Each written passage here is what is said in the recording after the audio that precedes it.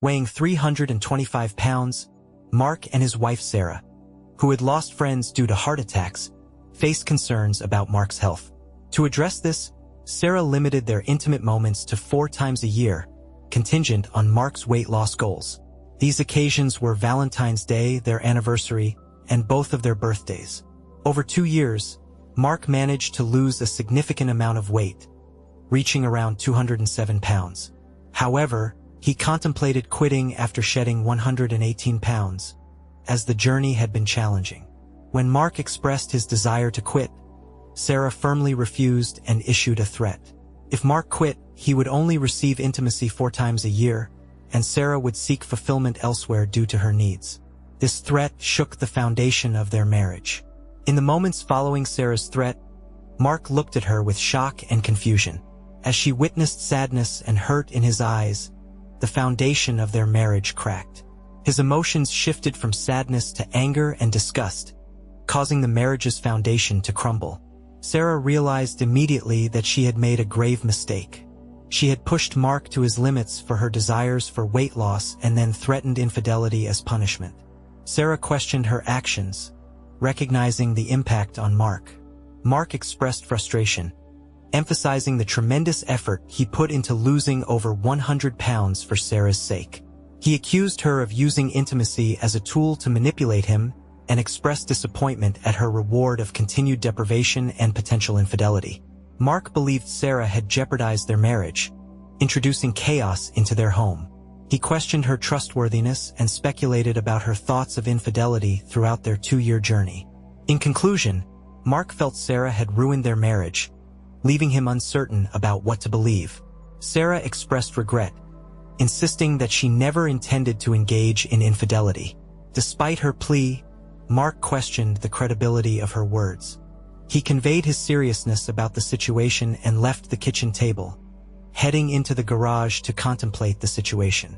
In the garage, Mark declared his need for time to think, leaving Sarah in tears. She realized the gravity of the situation and sobbed, acknowledging the seed of doubt planted in Mark's mind. She understood the challenge of dispelling it. Reflecting on her actions, Sarah admitted her lack of consideration for Mark's feelings. She acknowledged her greed and desire for more, despite Mark's previous efforts. Now, she recognized the need to regain what she had lost. Mark spent about an hour in the garage, engaging in activities to occupy his hands while contemplating the complexities of the situation. He didn't really think his wife had cheated on him over the last 2 years, but he wasn't sure. Earlier in the day, he would have been sure, but now, after her comment, he just couldn't be sure anymore. He didn't know either if she would have cheated on him in the future. Earlier, he would have never believed it, but now he wasn't sure anymore. He said out loud, "I need to find out." Mark walked back into the house. Sarah remained seated at the kitchen table, visibly distressed with red eyes and a red nose due to her recent tears. Mark observed her condition, feeling a sense of regret. Yet, he remained resolute in carrying out his decision. He communicated to Sarah his decision to abandon the diet, informing her that he would restrict their intimate moments to the previously agreed upon 4 times a year or even none at all, leaving the choice to her discretion. Mark warned of severe consequences if she chose to engage in relations with someone else. He expressed his intent to inflict physical damage on her potential lover. Mark sternly addressed Sarah, asserting that any infidelity on her part would lead to an immediate end of their relationship. He emphasized that he would not tolerate staying married to a cheater and labeled her as a promiscuous woman, indicating his lack of tolerance for unfaithfulness. He declared his mistrust and announced his intention to closely monitor her actions, cautioning her to be exceedingly careful. Concluding his message, Mark mentioned his departure for a while, indicating his absence for lunch but assuring his presence for dinner. He offered the option of ordering food if she didn't feel like cooking. Leaving the atmosphere charged with tension and uncertainty, Mark grabbed his car keys off the counter and walked out the back door into the garage. Moments later, Sarah heard the garage door open, and she heard Mark's car drive away. Sarah said out loud, "Oh my God, I can't believe this. How could I be so stupid?" She began sobbing again and just sat there, wishing she had kept her mouth shut. An hour or so later, She got up to go to the bathroom and then went and lay on her bed and cried some more. When Mark arrived home later that afternoon, he found her in the exact same position. Like many husbands who suspected their wives of cheating, Mark decided to do some detective work on his own. He thought the easiest way to start was to drive to the telephone providers and request a printout of call logs on their home phone and on his wife's cell phone. Both were in his name, so he knew he would not have any trouble getting the reports. The landline phone company told him he could have it electronically, and they were able to upload the call logs for the last 3 years onto a CD for him for a small fee. He gladly paid it and walked out of the office with everything he asked for. He requested 3 years because he wanted to be able to go back before he had started the diet to see if there had been any motivation for Sarah cutting him off in the first place. Next, he went to the cell phone company and requested identical data. They hesitated at first since it was his wife's cell phone number he wanted the data for. But Mark pointed out that it was a joint account with his name prominently on the records, so they had no reason to withhold any information he might request. They offered the data electronically as well, for a fee of $120. Mark thought it excessive but probably worth the money so he could more easily access the information. He did make a note, though, that perhaps he would rethink his cell phone provider in the future. Arriving at home around 4 p.m., Mark saw Sarah laying on their bed sound asleep. He decided to let her sleep and went back to their home office, locking the office door so he would not be interrupted. He sat down at the computer and downloaded all of the data from the 2 CDs into a folder in his documents file. He had already formulated how he would conduct his search. He was going to start with 2 years ago and compile a list of every telephone number called in that first month when he started his diet and when Sarah had restricted his intimacy to 4 times a year plus rewards for goals achieved. That would have been September of 2008. On their home phone, September had 96 calls to 19 different numbers. He found that using the format the phone company had provided for him, he could sort the data in a number of different ways. So he created a list by numbers, showing the number, the date, the time, and the duration of the call. Once he got the system figured out, it took him about an hour and a half to create that list for every call made from their home phone in the last 2 years. He was just about ready to start the same process on Sarah's cell phone data when he heard the office door knob rattle. The door was locked, so no one could come in. He saved everything he had been doing and stashed away all evidence of what he had been doing. He logged off the computer and went and opened the door to find the most pitiful sight he could imagine. There stood Sarah in a seriously disheveled state, hair a mess, eyes and nose red from crying and sniffling every once in a while. She had her head bent down and only reluctantly looked up and into Mark's eyes. She expressed deep remorse to Mark, acknowledging the hurt and anger she caused. Sarah recognized her own selfish and cruel actions, admitting that she overstepped by interfering with his diet progress. She apologized sincerely, asking for forgiveness and acknowledging that the decision to continue the diet should have been solely his. Despite feeling the overwhelming influence of the situation, she pleaded with Mark to forgive her. Mark conveyed his forgiveness to Sarah, emphasizing that it was granted only based on the information available to him at the moment. He expressed his love for her and reminded her of the sacrifices he made during the 2-year struggle with his weight, including abstaining from intimacy, all done for her. However, he admitted that he reached a breaking point and could no longer continue. Mark addressed the current situation, describing it as a gorilla in the room that needed to be addressed. He stressed the importance of knowing definitively whether or not she had cheated on him, as the uncertainty would drive him crazy. Mark outlined the conditions for their relationship moving forward, stating that if she had not cheated in the past and did not plan to in the future, they could be okay. However, he made it clear that he needed assurance. He held Sarah accountable for creating the mess with her hasty comment and threat, expressing his disbelief at her lack of consideration for his feelings and the damage it caused to his trust in her. Mark highlighted the need for her to deal with the consequences until he felt confident in their relationship. Sarah was hoping he would just forgive her and forget what she had said, but that was not to be. She thought, "I suppose I deserved everything that was happening to me, but I hoped it could all go away." She nodded her head slowly and resigned agreement, turning and walking dejectedly back to the bedroom and closing the door behind her.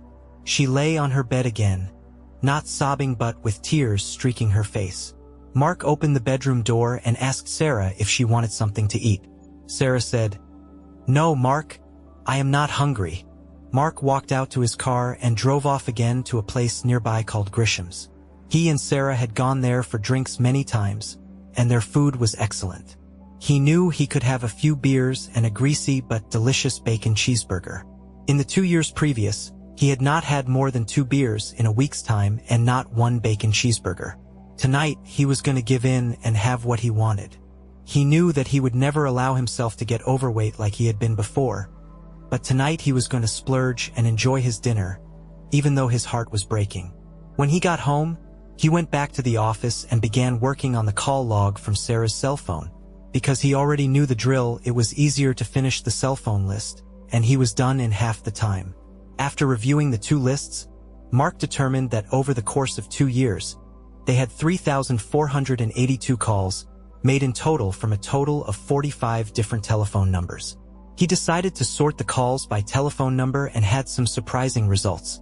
There were almost 300 calls to his cell phone, about 200 calls to his parents' number, and a similar number of calls to Sarah's parents' number. There were close to that many to each of Sarah's sisters and about half that number to his brother John.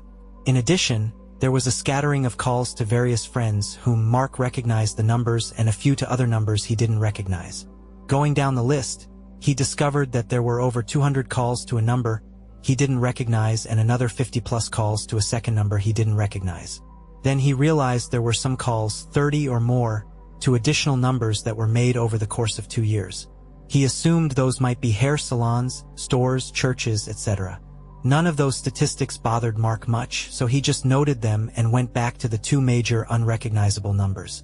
Being the type of guy Mark was, he decided to refine his research a little more and sorted the calls by day and time for those 2 numbers. The surprising results gave him the chills, and almost immediately, he was burning up with suspicion and anger. Every Wednesday at 11 a.m., Mark attended a staff meeting with his boss and other department heads at a local restaurant with meeting rooms. They convened in conference for an hour, took a 1-hour lunch break, and concluded their business by 2:30 p.m. or 3 p.m. consistently every week at 10:55 a.m. Without fail, there was a call to him on his cell phone. Yes, some weeks were missed, but Mark instantly recognized those were the weeks he was on vacation. But the rule remained: every Wednesday at 10:55 a.m., at 11:05 a.m., every Wednesday, a call was made to the first of the 2 numbers Mark didn't recognize. He was burning up now. It seemed too much of a coincidence not to be suspicious. Mark knew at that moment that what he was going to discover would not bring him joy. Persevering, he looked at the second number and quickly realized that these calls were consistently placed on Fridays on Friday afternoons, once a month. Mark played golf with his brother and their best friends, finishing the 18 holes around 5:30 p.m. They would stop in the clubhouse for a couple of drinks before heading home, usually reaching home before 6:30 p.m. On those Fridays, he would shower and take Sarah out to eat. What angered him was that Sarah always called him just before he teed off to express her love and let him know she would be waiting when he finished his round and got home. Mark now understood what was going on, but he lacked visual proof or knowledge of the person with whom she was cheating. The scary part was wondering how long it had been going on and if it started only when Sarah cut him off or if it began earlier. So he extended his investigation another year and discovered that the same calls were made once a month for the 3 months before he was cut off. Whatever Sarah was doing, she had been doing it 3 months earlier, but not as frequently. All he had to do now was figure out who and then decide what he was going to do about it. Mark thought finding out who would be easy. He ran a reverse lookup on the first number and found it to be a cell phone number not listed. He ran the reverse lookup on the second number and discovered it was listed to a Tony Bali. Of course, Mark knew exactly who Tony B was. He was Mark's trainer at the gym. Sarah had initially found him for Mark, so Sarah was calling Tony on the Fridays when Mark golfed. Mark thought he noted the address in his call log spreadsheet and decided to go out again for a while. Upon returning to Grisham's, Mark had a couple more beers. When things quieted down after the dinner rush, he approached the rather attractive bartender, Brenda, seeking help. He briefly explained the situation and requested Brenda to determine if the first number belonged to Tony. He dialed the number and instructed Brenda to ask for Tony. If it was him, she should mention that a woman had given her the number as a potential trainer. If it was Tony, she should tell him that if he had openings, she would stop by the gym one of these days. Brenda, after taking the phone, inquired if the person on the other end was Tony. She explained that she was Jennifer, a woman he didn't know who had received Tony's name from someone at her hair salon. The suggestion was made during a conversation about getting in better shape. Jennifer provided some personal details, mentioning her age, 24, height, 5 feet 6 inches, and current weight around 130 pounds. Despite feeling a bit scrutinized over the phone, she acknowledged that she could improve her fitness and happiness by reaching a weight of around 115 pounds. Expressing gratitude for the compliment, Jennifer inquired about Tony's availability. Upon learning that an opening had recently become available due to a client quitting, she expressed her interest. Jennifer indicated her intention to visit Tony in a couple of days to discuss the necessary steps to achieve her fitness goals. She thanked Tony and concluded the conversation, looking forward to meeting him soon. Mark sat there in amazement at what Brenda just did. She verified that it was Tony from the gym and discovered that indeed he did flirt with women who used him as a trainer. She even verified that he had an opening because of a dropout. Mark thought that dropout had to be him. Damn. Sarah already called Tony to tell him what happened and to warn him to be ultra careful, he thought. The funny thing, though, as he sat there feeling lower than dirt, was the humor in what Brenda had said. He didn't know or care how much she actually weighed. She was hot just like she was. She didn't need to lose an ounce anywhere. Mark smiled at her and told her she was too funny and that he thought she was perfect the way she was. So she better stay away from Tony. He said no one could have a more perfect body than you do, Brenda. Brenda responded to Mark's compliment with a beautiful smile, expressing gratitude and addressing him as a kind sir. She acknowledged Mark's attractiveness, describing him as a hunk and expressing confusion about why his wife would seek companionship elsewhere. Mark, reciprocating the smile, acknowledged Brenda's words. Mark admitted that 2 years ago, he might not have been considered a hunk, but he firmly stated that it didn't justify his wife's act of cheating. He thanked Brenda for her assistance both in gathering information about Tony and boosting his deflated ego. Mark expressed his appreciation and mentioned that he should head home. He thanked Brenda once more for her support and understanding. Mark went home, and because it was late, he just went to bed. As he crawled into bed, he looked across at Sarah and was hit with a feeling of loss and disappointment. He didn't think he had ever been this low in his life, but he was also certain that before it was all over, he would feel even worse. Sarah had awakened slightly when he crawled in and said, "I love you, Mark." Mark just grunted at that and turned away from her and tried to sleep. Of course, he couldn't get to sleep right away and just lay there thinking for quite a while. He was certain that he heard a sob or two from Sarah, but she obviously had calmed down somewhat. In the morning, Mark woke up to find Sarah spooned against him, her body pressing into his back. Sensing his arousal, she reached around and placed her hand on him, expressing remorse for her previous words and requesting intimacy. Mark, aware of his vulnerability, resisted the temptation, citing the need to get going that morning and the established boundaries. Mark reminded Sarah of the cutoff he had communicated earlier, emphasizing that such attempts should not be repeated. He left the bed, showered, and headed to work. Sarah, left alone, muttered to herself about deserving the consequences of her words and the accompanying emotional pain. Upon reaching work, Mark confided in his boss about the issues at home, briefly explaining the situation and receiving support. The boss advised him to take any necessary time off to address his suspicions. Mark's boss also provided the name of a reputable electronics distributor for surveillance equipment. Expressing gratitude, Mark informed his boss that he would be taking time off from Wednesday through Friday, planning to pursue his suspicions. The boss, understanding Mark's intentions, wished him good luck with a smile. Mark went to the electronics distributor's location and found out that his boss had called ahead and instructed them to assist him with whatever he needed. Visual evidence seemed challenging for him, but he felt recording was manageable. He acquired 3 top-of-the-line bugs with battery life sufficient to transmit many hours of activity to a receiver within a couple of city blocks. When the operator downloaded the data, Mark got home. A special dinner awaited him on the table. His favorite lasagna with garlic bread and sweet green peas. He thanked Sarah for the wonderful meal and excused himself to go and watch some television. Sarah cleaned up the kitchen and joined him in the TV room, being cautious not to push in too close. At bedtime, she headed to their bedroom, giving Mark the chance to plant one of the bugs inside their home phone, ensuring a complete record of every conversation on that phone. Both parties in the conversation would be heard. Though nervous about bugging Sarah's cell phone, he decided to proceed without worrying too much. It only took a few minutes and he was done. Now he had a source of information from either phone. The challenging part Mark faced was planting a bug in Tony's phone. Mark already had bugs on Sarah's phones, but he considered the possibility that she might use a different phone, such as a payphone, to communicate with Tony. To cover all bases, Mark decided to try bugging Tony's phone. Recalling that Tony worked closely with a well-built blonde woman on Wednesday mornings, Mark suspected their interactions and felt the need to gather more information. He planned to seize the opportunity when Tony was preoccupied with the blonde woman to discreetly install the bug. Mark envisioned Tony being so engrossed with the blonde woman that he wouldn't notice Mark's actions.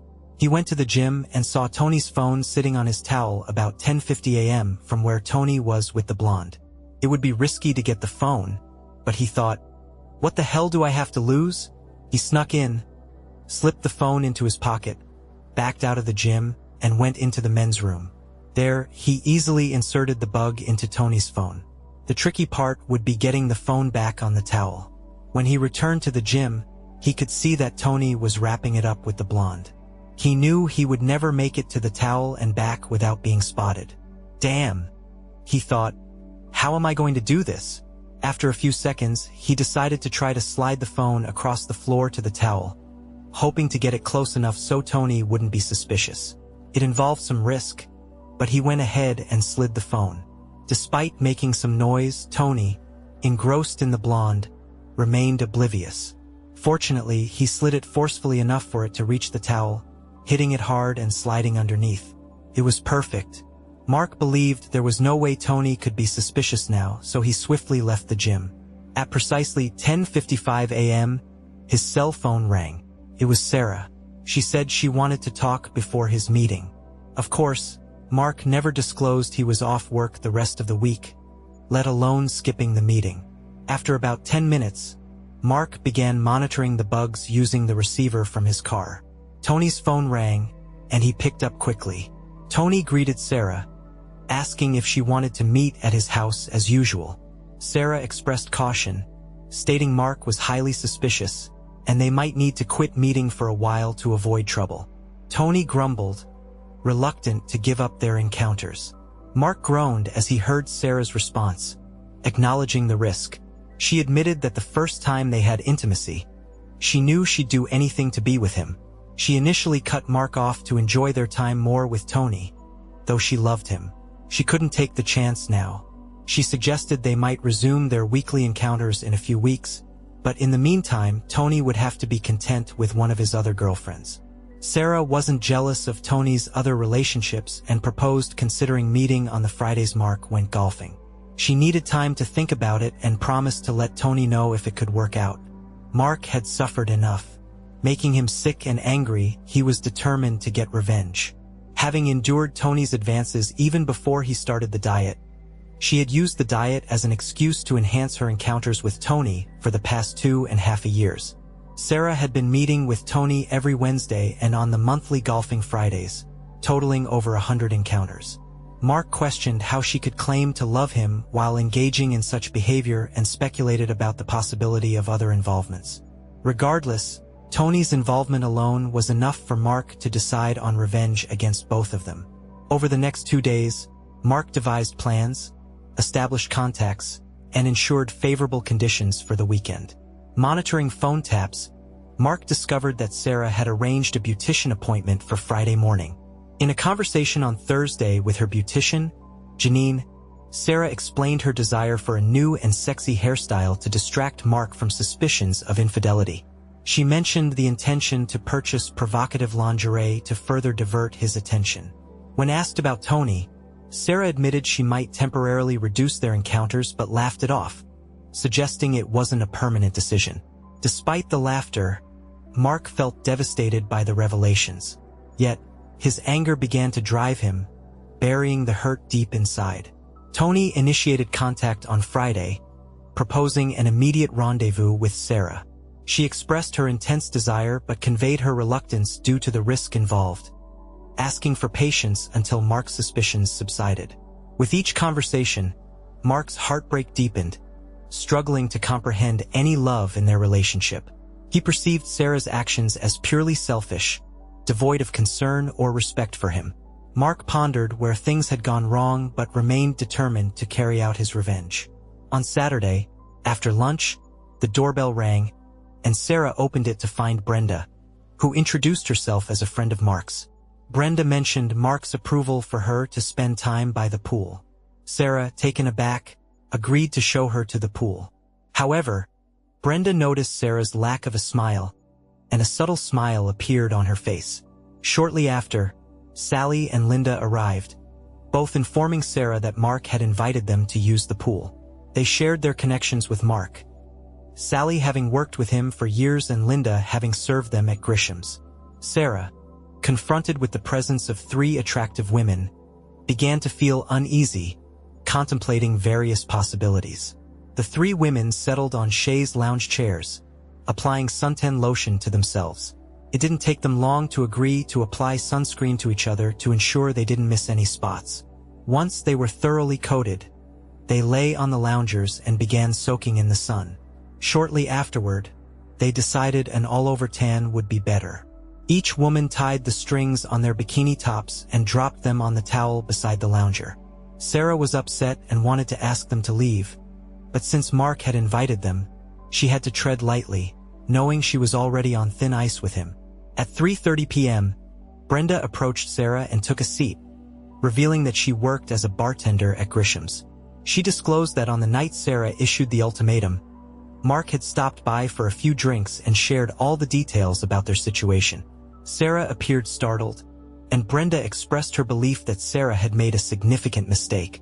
Continuing, Brenda informed Sarah that Mark was now suspicious and actively investigating their situation. She conveyed Mark's warning to Sarah, stating that if he discovered past or future infidelity, he intended to be intimate with Brenda, Sally, and Linda for each instance of cheating. Sarah, shocked, attempted to respond, but Brenda interjected, adding that Mark also planned to question Sarah. If she lied, he would be intimate with one of them for each lie. Brenda hinted that they found Mark attractive and were open to being intimate with him. Brenda, already aware of Sarah's past infidelity, anticipated Mark's intimate involvement with her. She also anticipated that Sarah, in an attempt to conceal her actions, would likely lie, leading to a busy time for Mark satisfying the 3 women. Sally joined Brenda and took a seat, sharing that she had known Mark for several years and always found him handsome and sweet, despite his weight gain. She believed he remained the same sweet guy she had known.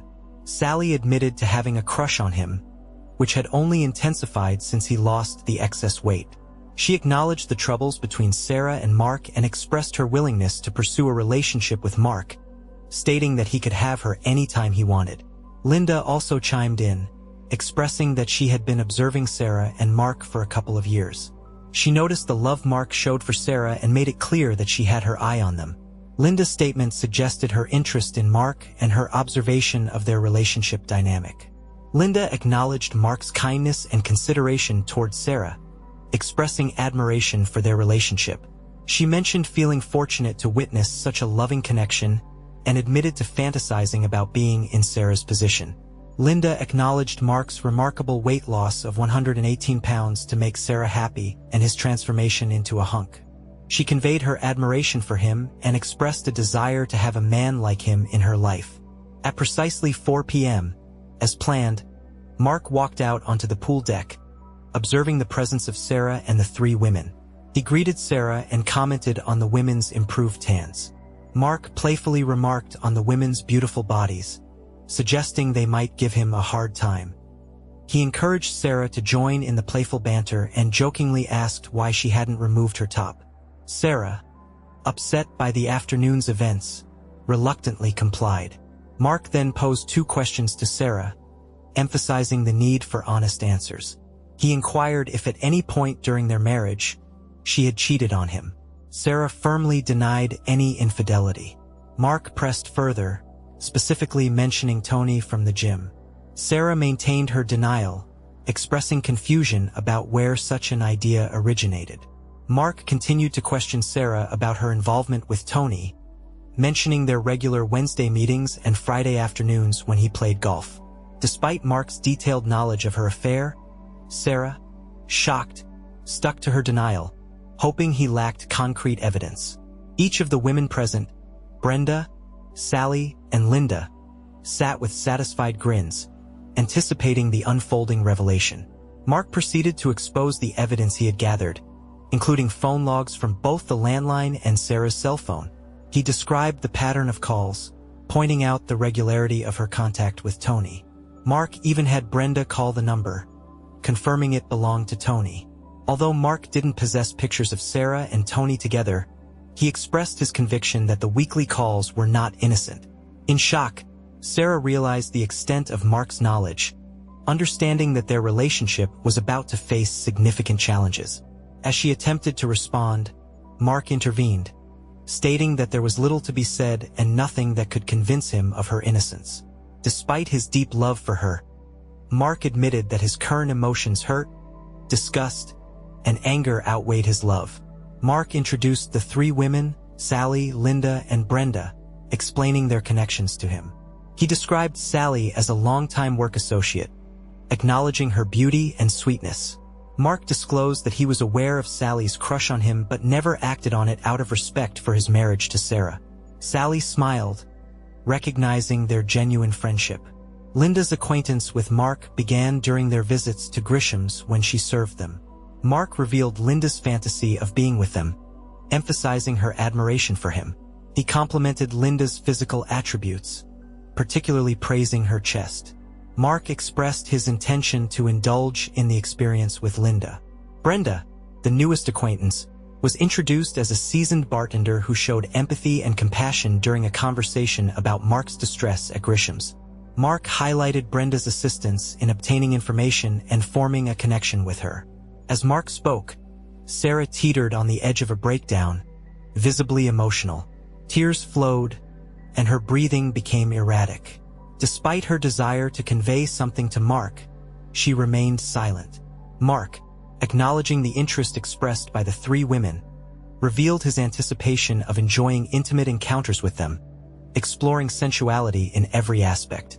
However, he reiterated his commitment to not be unfaithful in his marriage and expressed the need to end the marriage with Sarah to pursue these relationships. Mark conveyed his reluctance to violate his pledge and asserted that terminating the marriage was the only solution. Brenda produced divorce papers from her bag and informed Sarah, a bartender by night and a process server by day, that she was being served. Sarah, overwhelmed with emotions, broke into tears at the delivery. In an attempt to plead with Mark, she apologized profusely and expressed her love, pleading with him to reconsider. Mark responded, expressing doubt about Sarah's love, citing her actions over the past 2 years as evidence. He emphasized that the issue went beyond a couple of instances, believing it occurred over 100 times. The court hearing was set for next Friday, and after the legal separation, Mark planned to commence relationships with the 3 women. He suggested that indulging in pleasures with them might help him find forgiveness for Sarah's affair with Tony and understand the satisfaction it brought her. Mark expressed the hope that a lasting connection with the new relationships could provide the love and support he had believed he had with Sarah. Mark informed the 3 women that it was time for them to leave, assuring them that he would be in touch individually. He then went into the house to gather a few belongings, preparing for a stay at a hotel until Friday when either he or Sarah would officially move out. Unable to form coherent thoughts, Sarah remained seated by the pool, now crying softly. Mark emerged through the patio doors, placed his suitcases down, and approached her. Sarah wasn't sure what more he had to say, but it quickly became evident. Mark reminded her of the consequences he had forewarned for her lover. As it turned out, when she supposedly canceled on Tony the previous day, he pursued a relationship with the well-endowed blonde coworker. He warmed up with every Wednesday morning from 9:30 a.m. to 10:30 a.m., his prelude before their rendezvous. It seems Brenda, Sally, and Linda will have a similar effect on Mark, hoping it transforms him into a lover for them. By the way, the blonde was Gina Margarella. Gino Margarella, her husband, took offense to Tony's involvement with his wife and, along with a couple of his associates, subjected Tony to a severe beating. Tony's face is now a mess, with a few remaining teeth and some broken ribs. Gino even allowed Mark the privilege of delivering a significant blow to Tony's groin. The outcome: it's doubtful Tony will produce any more hot seed, and there's skepticism about his ability to engage in lovemaking activities again. Mark, of course, will deny any involvement in Tony's fate. Moreover, Friday being his golf day, conveniently provides Mark with an alibi through his brother and friends. Wishing Sarah a great life, Mark informed her they would meet in court the following Friday. That day, Sarah was left alone in tears. Within the next 2 hours, she packed her bags and headed to her mother's place. The divorce process took 7 months, leaving Sarah devastated and sinking into deep depression. Contrary to what he claimed about the other ladies, Mark had no intention of following through. Instead, he found solace and adopted 2 golden retrievers. Ultimately, he discovered unconditional true love.